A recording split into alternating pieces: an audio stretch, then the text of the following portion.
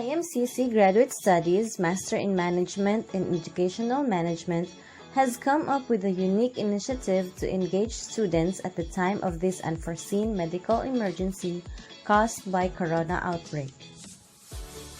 As a socially responsible institution, we would like to connect academically with students to make good the losses caused. My task today is to discuss the topic Teaching Principles of Teachers.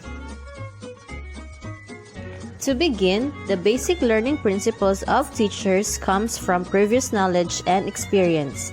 It will serve us in teaching content of the subject matter to be taught. It is crucial that a science teacher will not have previous knowledge and experience in teaching geometry and algebra, or vice versa. According to Dr. Ambrose, there are 7 research-based principles for smart teaching. It will be discussed later on this report.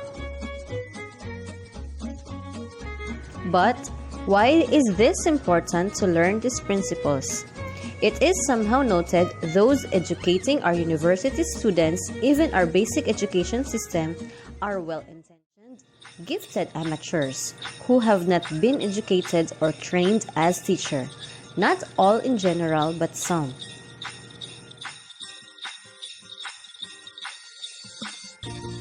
But first, what exactly is learning? Learning is a process that leads to change, which occurs as a result of experience and increases the potential for improved performance and future learning. There are 3 critical components to this definition. First, learning is a process, not a product. Second, learning involves change in knowledge, beliefs, behaviors, and/or attitudes, and must have a lasting impact on how the student thinks and acts. And last, learning is not something done to students, but rather something students themselves do. Why a learner-centered approach? Teacher can advance learning only by influencing what the student does to learn. The teacher possesses the power to create conditions that can help students to learn a great deal or keep them from learning much at all. In other words, teachers play a vital and essential role in the students' learning.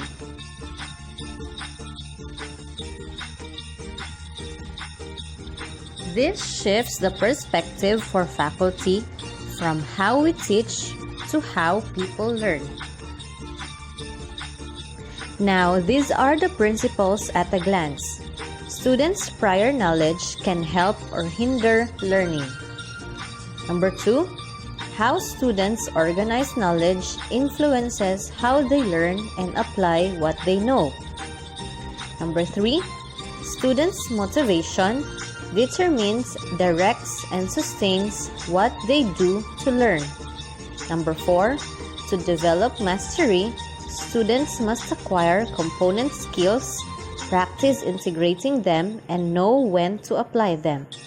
Number 5, goal-directed practice coupled with targeted feedback enhances the quality of students' learning.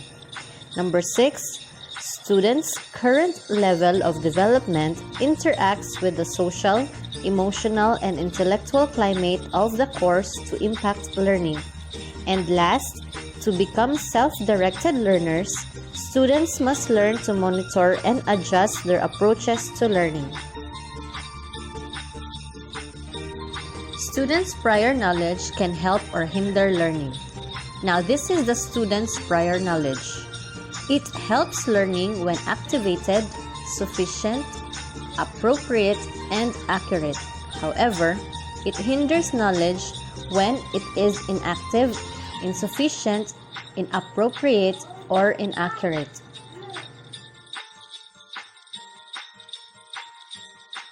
Students is unequal to blank slates. They come into our courses with facts, models, attitudes, beliefs, and assumptions. They build on and interpret incoming information through the lens of their existing knowledge, whether it is inaccurate, insufficient, inappropriate, or inactive.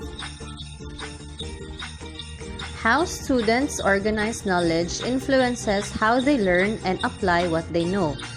So this is the organization of knowledge of a certain student.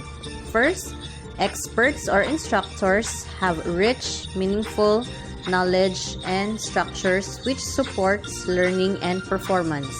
However, novices students or new students need to develop this rich, meaningful knowledge and structures in order to support learning and performance. These new students tend to build sparse, superficial knowledge and structures. Students' motivation determines, directs, and sustains what they do to learn.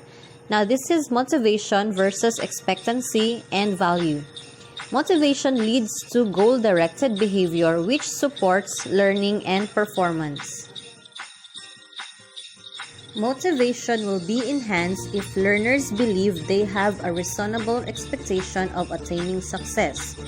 Learners perceive the value, relevance, importance, utility of a particular task or goal. For example, what we are doing right now, taking our master's degree, is one way of motivation that after we finish our degree, we will have more opportunity and more success in our careers. Goal-directed practice coupled with targeted feedback enhances the quality of students' learning. So this is practice leads to observed performance, allows us for targeted feedback, guides for further practice. While goals direct practice, targeted feedback shape goals. Goals help us evaluate observed performance, and the cycle goes on and on. As the cliche goes, practice makes perfect. So it is with learning. The more you practice, the more nearer to perfect.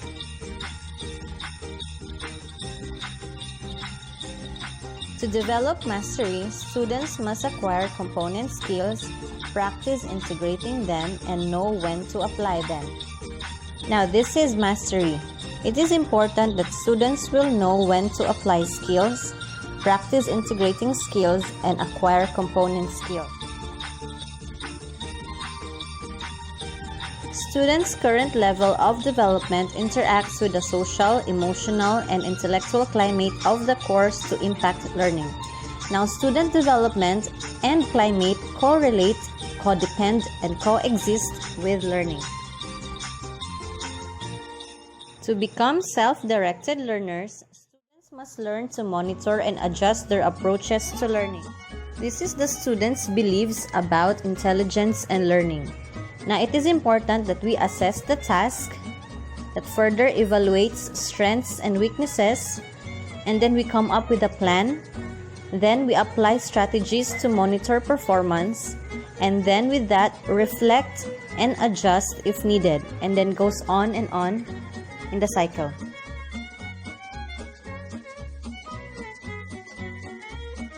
Now to the psychological principle of teaching. There are some among others. Number 1, principle of motivation and interest, principle of recreation, principle of repetition and exercise, principle of remedial teaching, and principle of reinforcement.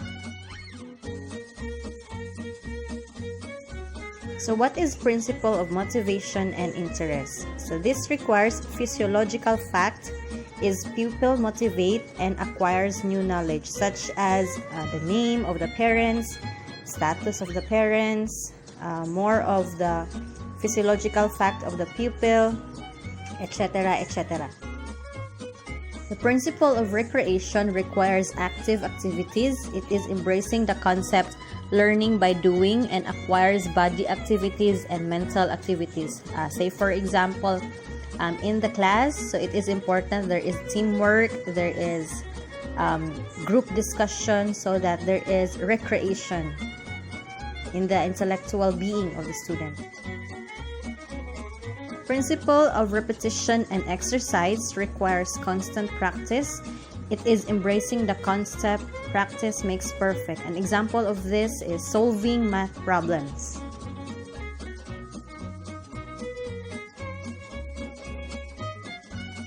Principle of remedial teaching, it is bridging the gap, connecting the dots, and evaluating lessons learned. So this usually happens after the class.